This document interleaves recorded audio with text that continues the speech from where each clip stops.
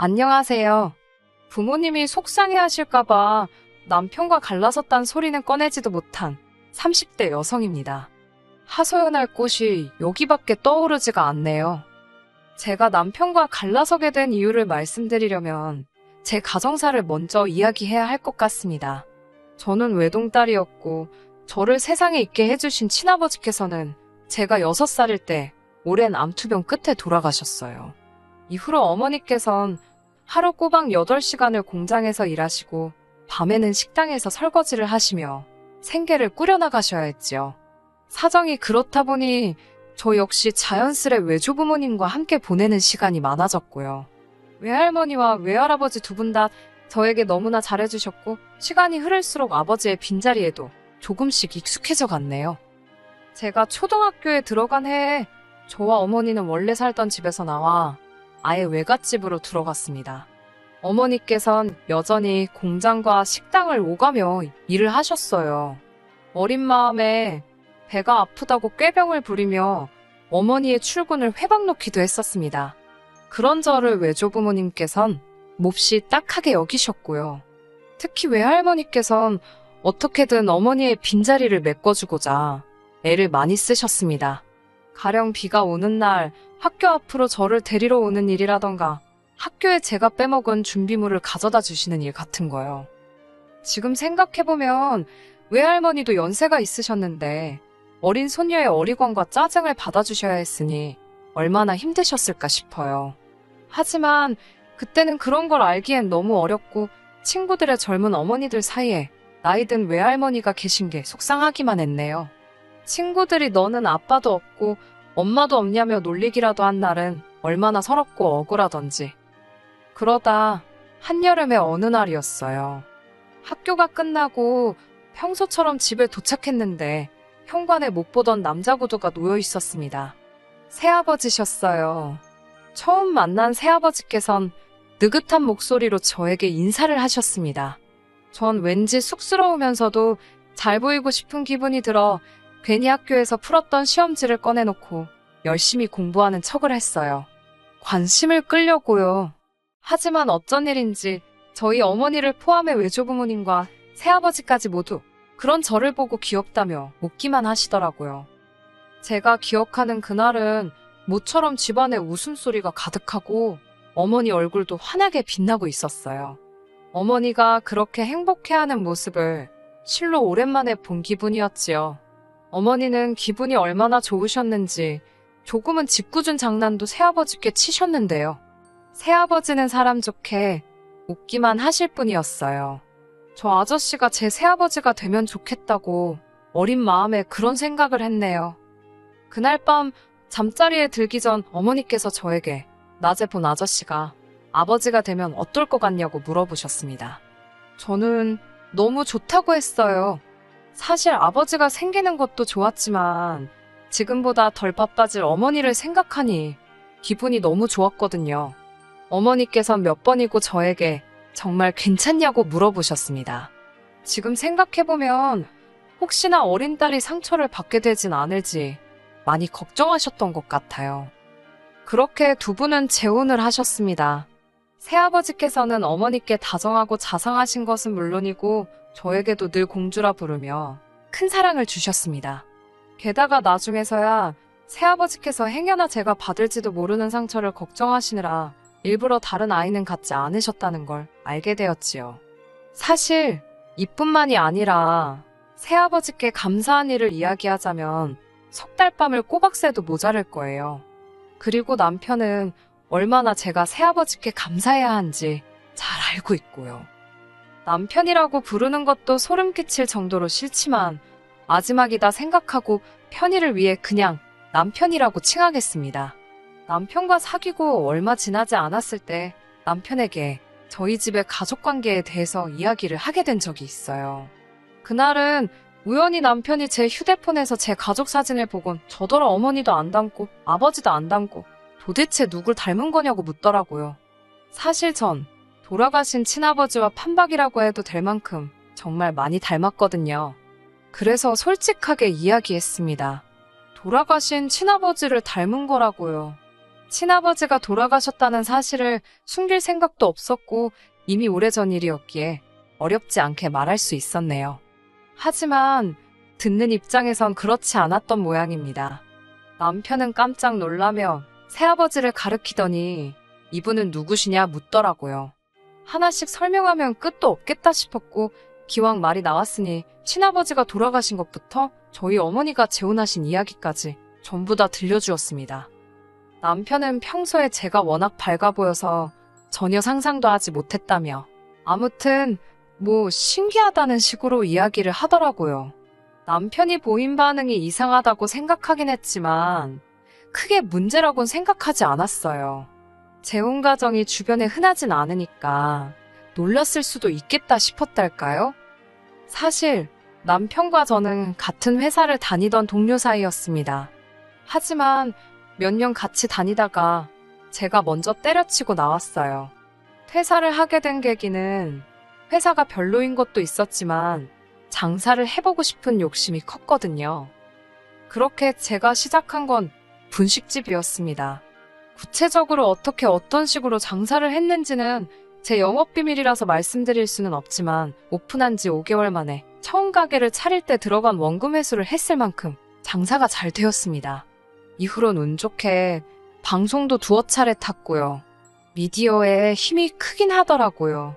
절 알아본 초중고 동창들부터 예전 직장 동료들까지 아름아름 하나둘씩 연락이 오는 게 아니겠어요? 남편도 그렇게 연락이 닿은 사람들 중 한 명이었지요. 그날도 평소처럼 열심히 일을 하고 있었는데 말쑥한 정장 차림에 손님이 떡볶이를 주문했습니다. 장사가 잘 되긴 해도 정장 차림에 회사원 손님은 흔하지가 않아서 슬쩍 보니 저를 보고 아는 체를 하더라고요.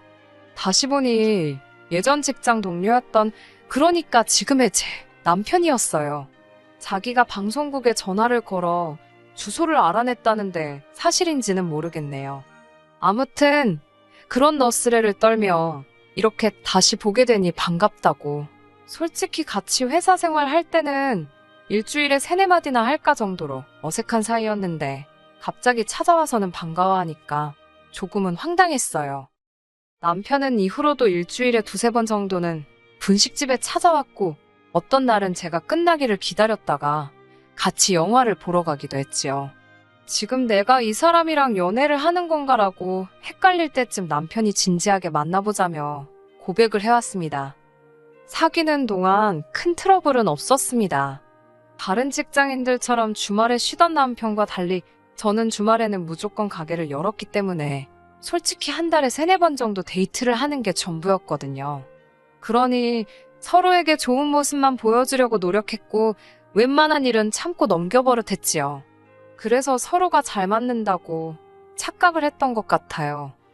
사귄 지 1년쯤 되었을 때 본격적으로 결혼 이야기가 오가기 시작했습니다. 그리고 그때 생각지도 못한 이야기를 듣게 되었네요. 남편이 말하기를 자기는 홀어머니 밑에서 자랐답니다. 알고 보니 남편 역시 어렸을 때 아버지를 여의었다고요. 왜 진작에 말하지 않았냐고 하니까 굳이 이야기할 필요를 못 느꼈다나요. 솔직히 전 너무 황당했어요. 분명히 연애 초반에 제가 먼저 친아버지 돌아가신 이야기부터 해서 다 털어놓았잖아요. 심지어 자기가 마치 처음 봤다는 듯 신기하단 식으로 반응까지 해놓고 어처구니가 없어서 한동안 말없이 남편을 쳐다보았습니다. 그러자 한다는 말이 홀어머니라고 하면 괜히 제가 부담을 느낄까봐 말을 못했다나요. 솔직히 그 말도 곱게 들리지 않았고 핑계다 싶었지만 혹시 남편에겐 돌아가신 아버님의 자리가 큰 상처였나 그래서 말을 못했나 싶어서 더는 따지지 않고 알겠다 하고 넘어갔어요. 하지만 어처구니가 없는 일은 결혼식 당일에도 있었습니다. 샵에서 메이크업 받고 정신이 하나도 없는데 남편이 잠깐 이야기 좀 하자고 하더라고요. 무슨 급한 일인가 싶어. 왜 그러냐니 자기가 곰곰이 생각을 해봤다며 말 같지도 않은 소리를 짓거리더라고요. 아무리 생각해봐도 어머님께서 혼주석에 홀로 계실 걸 생각하니 마음이 안 좋답니다. 그러면서 장모님도 혼자 앉으시면 좋겠답니다. 어차피 친아버지께선 돌아가셨으니 장모님이 혼자 앉아 계셔도 이상하게 생각할 사람이 없을 거라나요? 제가 지금 그게 무슨 소리냐고. 그럼 새아버지는 어디 앉으시란 말이냐고. 나랑 같이 손잡고 버진로드도 입장하실 건데 무슨 이야기를 하는 거냐니까. 자긴 솔직히 그것도 마음에 안 든답니다. 정 못하면 자기랑 동시에 입장하면 되지 않냐고요. 내가 아버지가 안 계신 것도 아닌데 왜 그래야 하냐고. 나에겐 새아버지가 친아버지나 마찬가지라고. 그걸 못 받아들이고 이렇게 말도 안 되는 소리를 할 거면 이 결혼하지 말자고 했습니다. 아마 제가 남편이 생각하던 것보다 세게 나갔던 모양이지요. 남편은 이게 그렇게 화낼 일이냐며 돌아가신 장인어른께 괜히 죄송해서 그런다나요? 제가 돌아가신 분 마음 헤아리다가 살아계신 분 마음에 상처 주지 말라고 당신 장인어른은 새아버지시라고 딱 선을 그어 말했어요. 그제서야 남편은 자기가 경솔했다며 미안하다고 사과를 해오긴 했지만 시쳇말로 빈정이 상할 대로 상했던 터라 그렇다고 당일날 진짜 이 결혼 못한다고 엎을 수도 없고 이게 아닌데 생각하면서도 예정대로 식을 올렸습니다. 그때 제가 조금 더 용기를 냈어야 하는데 식을 올린 이후로도 남편은 은근히 돌아가신 친아버지 이야기를 들먹이며 새아버지를 무시하는 듯한 모습을 보였습니다. 새아버지가 지한테 뭘 어쨌다고 저러나 싶어서 기도 안 차더군요. 그러다 올해 초 있었던 일로 남편에게 있는 대로 정이 떨어졌어요. 저희 부모님께선 매해 연초에 건강검진을 받으십니다. 올해도 마찬가지였어요. 솔직히 의례껏 하시는 검사였지 아버지도 어머니도 그리고 저까지 저희 세 사람 중 그 누구도 크게 걱정을 하지는 않았지요. 하지만 검사 결과는 충격적이었습니다. 새아버지께서 심혈관 질환을 가지고 계셨거든요.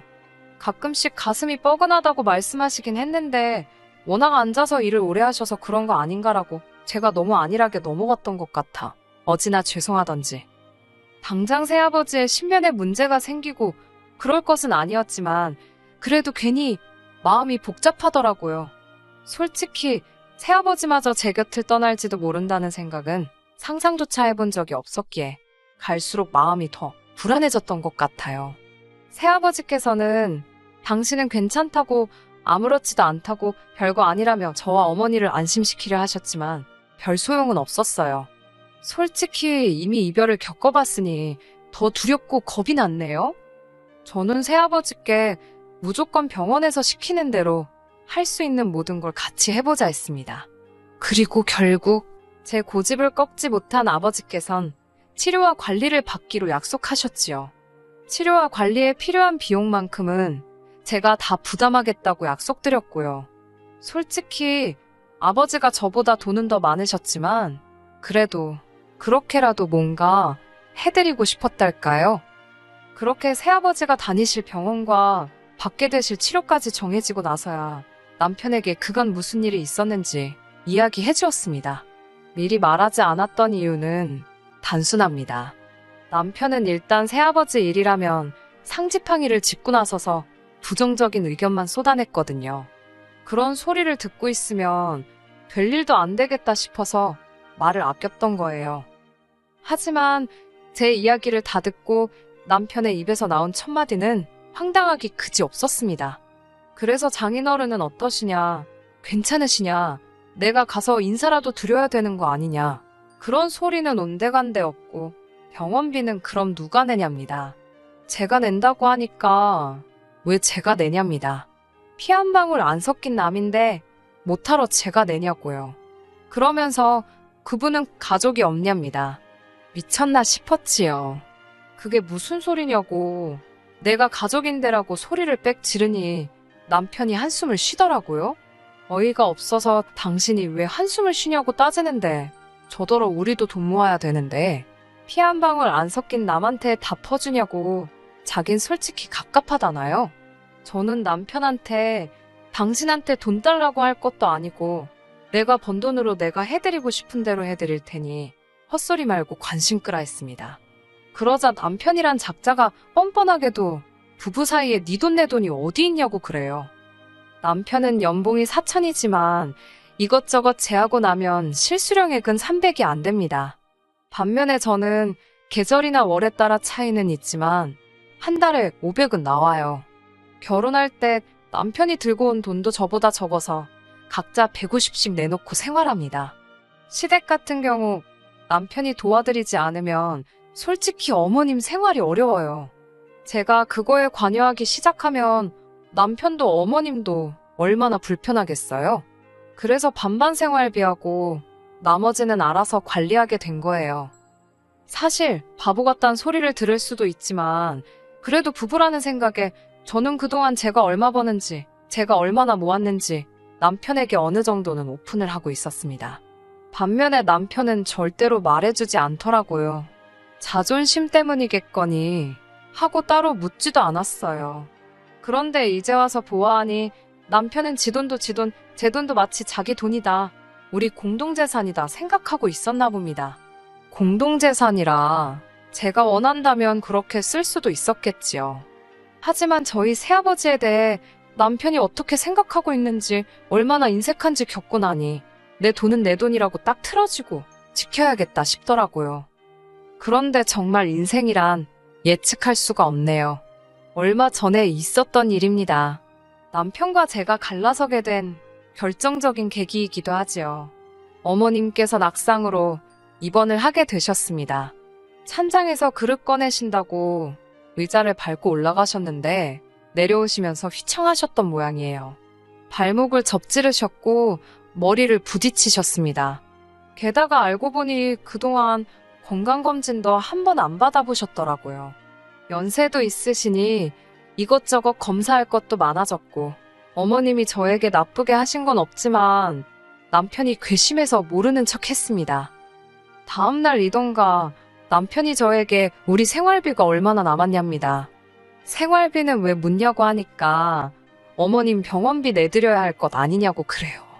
제가 어이가 없어서 그걸 왜 생활비에서 내냐고 따졌어요. 남편은 가족이 다쳤는데 모른 척 할 거냐입니다. 그래서 당신한테 가족이지, 그러니까 당신이 번 돈으로 알아서 하라고 했어요. 진심으로 황당하단 표정을 한 남편이 어머님이 왜 나한테만 가족이냐고 너한테도 어머니나 마찬가지랍니다. 그러면서 활용점정의 단어를 쓰더라고요. 넌 이제 우리 집으로 시집온 출가회인이잖아. 죽어서도 우리 집 귀신 되는 거야. 와, 어머님도 아니고 남편한테 이런 소리를 들을 줄은 상상도 못했기에 웃음이 다 나더라고요. 저는 그런 헛소리 할 거면 됐고 솔직히 털어놓으라 했습니다. 어머님 병원비 내드릴 돈도 못 모았냐고요. 슬쩍 한번 떠본 거였지요. 이 남자가 우리의 미래를 위해 최소한 생각이란 걸 하고는 있는지 궁금해서요. 그런 제 속도 모르고 한다는 말이 솔직히 말하면 이해해 줄 거냐입니다. 이해해 주겠다 하니까 실실 웃음이 없답니다. 공동 생활비 내고 지 용돈 좀 하고 어머님 한 달에 70만 원씩 드렸더니 남는 게 없더래요. 그러면서 일단 어머님 병원비 좀 저더러 내랍니다. 그리고 이참에 자기는 공동생활비 내는 것 좀 깎아달래요. 뻔뻔한 남편의 말에 저도 진짜 화가 머리끝까지 나더라고요. 제가 남편에게 내가 너랑 결혼을 한 거지 너를 키워준다고 했냐고 따졌습니다. 생활비까지 내가 더 내가면서 당신과 살아야 하는 이유가 뭐냐고요. 그리고 나는 뭐 어머님이랑 피 한 방울 섞겠냐고 출가회인 같은 소리 한다고. 그 집 귀신. 내가 미쳤냐고, 약 먹었냐고 악다구니를 썼네요. 내가 새아버지 병원비 좀 내겠다니까 눈 희번덕거리고 잔소리를 할 땐 언제고 당신 지금 꼴 좋다고 진짜 따발총처럼 쏴붙였어요. 남편은 황당하고 어이가 없단 표정으로 절 보더니 질린답니다. 이런 여잔 줄 몰랐대요. 남한테, 그러니까 새아버지를 말하는 거지요. 남한테도 잘하길래 남편이랑 시어머니한테는 얼마나 깍듯할까 싶어서 데리고 살려고 했는데 아직 못 쓰겠답니다. 그러면서 자기가 먼저 갈라서자고 하더라고요. 그 말을 듣는데 아이고 얼마나 고맙던지요. 그렇게 헤어졌습니다. 하도 청약 타령을 해대서 혼인신고를 미룬 게 신의 한 수였네요. 서류 정리가 단초라니 일사천리로 일이 진행되더라고요. 그리고 이건 훅이라고 해야 할지 엊그제 남편한테 전화가 왔었습니다. 시어머니 상황이 생각보다 훨씬 좋지 않다면서 저더러 돈 좀 빌려달라대요. 시어머니 생각하면 빌려드리고 싶었지만 아마 저희 새아버지도 이 상황을 아시면 빌려주라 하시겠지만 내키지가 않네요. 남편과 다시 엮이는 것도 싫고요. 본인이 인생을 제대로 살았다면 저 말고 누가 빌려줘도 빌려주겠지요. 저는 당분간은 어머니와 새아버지 두 분께 그동안 받은 사랑 돌려드리는 재미와 기쁨으로 살아보려고 합니다. 끝까지 들어주셔서 감사합니다. 오늘의 사연은 여기까지입니다. 구독과 좋아요, 알람 설정 부탁드리고 더 좋은 사연으로 다시 찾아뵙겠습니다. 감사합니다.